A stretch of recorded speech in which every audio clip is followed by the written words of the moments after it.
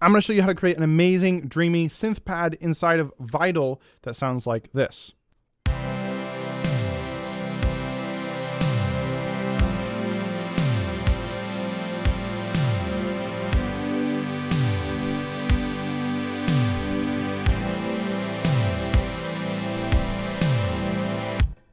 So starting with the initial preset here in Vital, it sounds like this.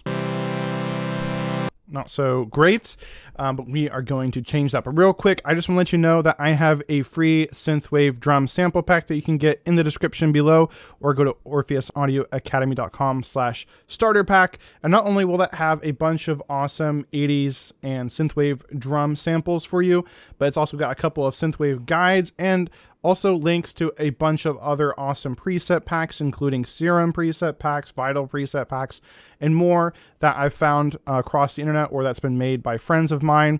So that's all linked, and these are all completely free, again, inside of my starter pack. So be sure to grab that completely free in the description below.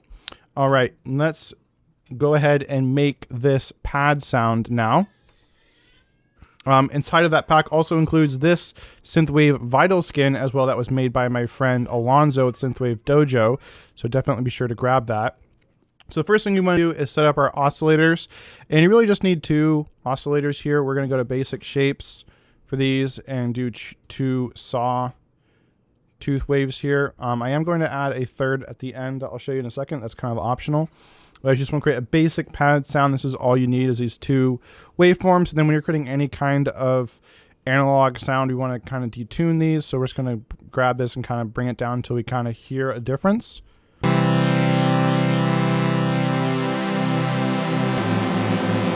That's obviously way too detuned. So it's until it kind of sounds pleasant.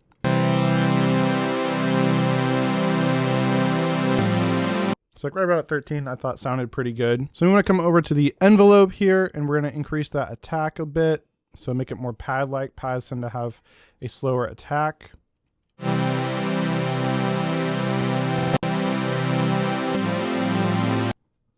Might be a little slow. Again, you can tweak this to what works with your song, what sound you're going for.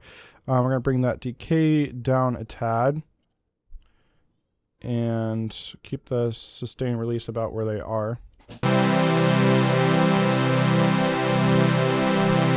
All right, so that's fine. So we're getting pretty close now. Then we want to turn on our filter, and we want to make sure both of these sounds are going to filter 1.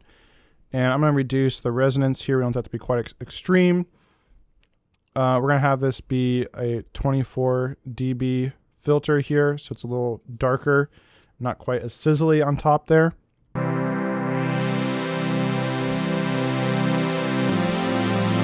So that sounds pretty good. Now we're going to add some effects here, and starting off we'll add some chorus to widen this out a bit. That's too wide, so we're going to bring this mix way down.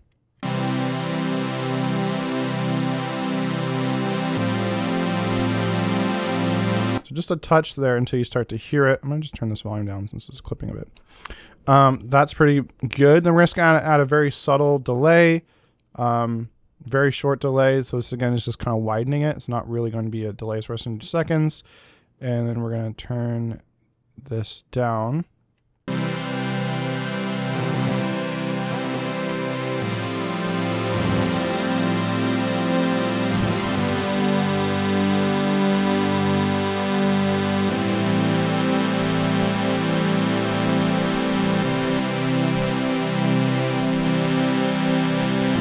So it's just kind of adding a subtle like halo around it.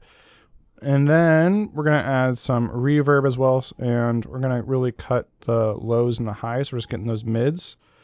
And then we're going to increase the mix a bit here and the size a bit.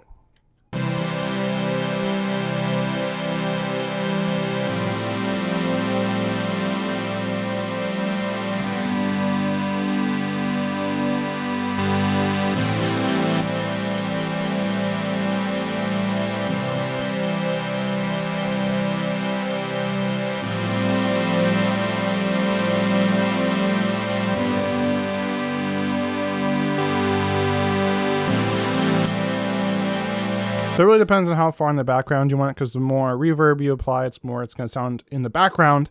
You might find that you don't really like the Vital reverb in here. I'm not a huge fan of the Vital reverb, so we might want to use like a third-party plugin. A great free one is the Tau Reverb 4. So we could try this out instead. This is also free. All right, might want to put this on a send, but just for a quick reference. We're gonna low cut, high cut.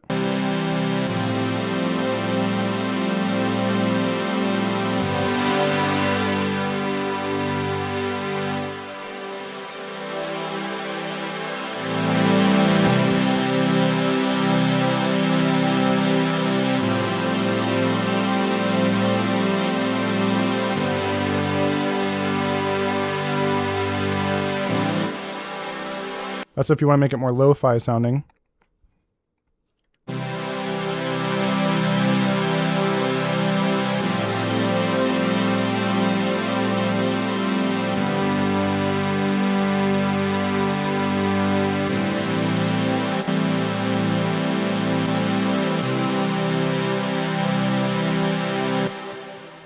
So that sounds really awesome, pretty good. And that's basically it. That's a very basic pad sound. But if you want to make it more interesting, you can always add movement. Movement is so important for creating interesting pads so they're not just completely boring. So we could decide if we want this to move quickly or slowly. This is kind of a slower paced pad, so we kind of want movement to happen gradually over time. So one thing we could do to make it sound a little bit more organic and analog is we could modulate the pitch slightly. So we can go to LFO 1. Let's have this be a sine wave, and we're going to change this tempo to seconds, and we're going to slow this way down here. We're going to set the mode to sustain envelope, and we're going to have this on the pitch here.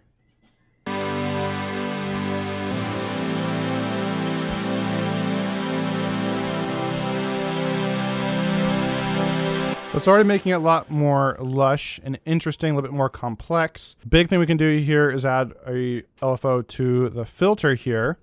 So again, we're gonna do a sine, and we're just gonna have this go over 2 bars, so it'd be nice and slow. All right, sorry if you hear all that crying in the background. I do have 4 children.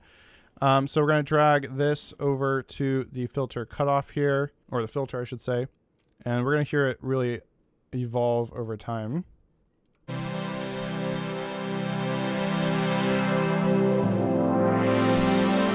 It's a little extreme.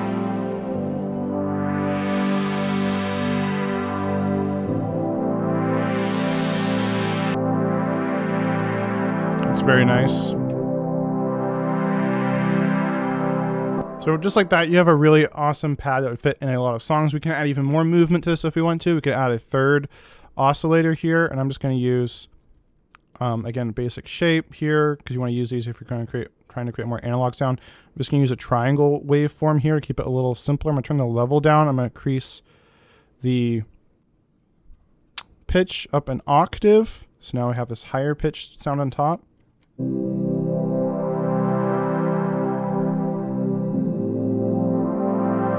Kind of a flute-like sound almost.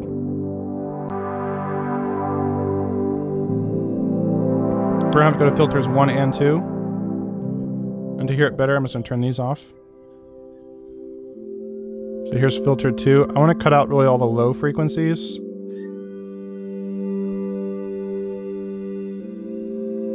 So we're gonna do that. Maybe pull the resonance down a bit.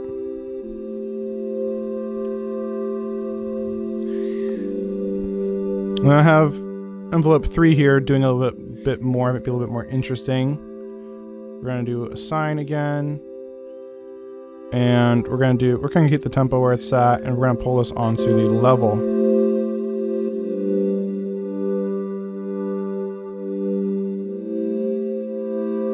Might want to slow it down.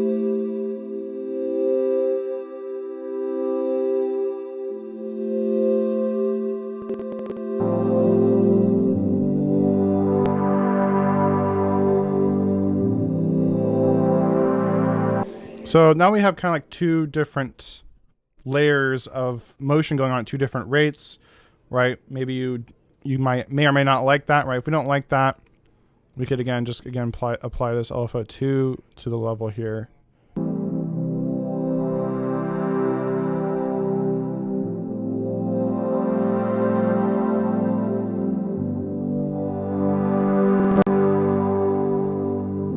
So now everything's kind of moving together. So you can see I can do different rates if you want to. We can also like add this to like the pan if we wanted to. We could have it start all the way one way and then go the other way.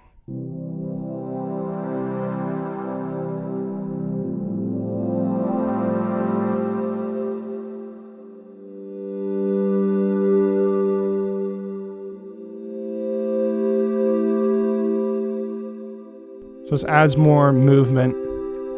So this is the full pad now.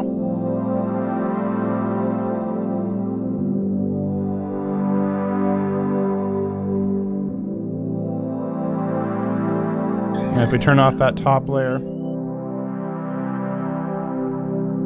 just depends on what you want. If you want to have that in there or not, maybe turn that level down more.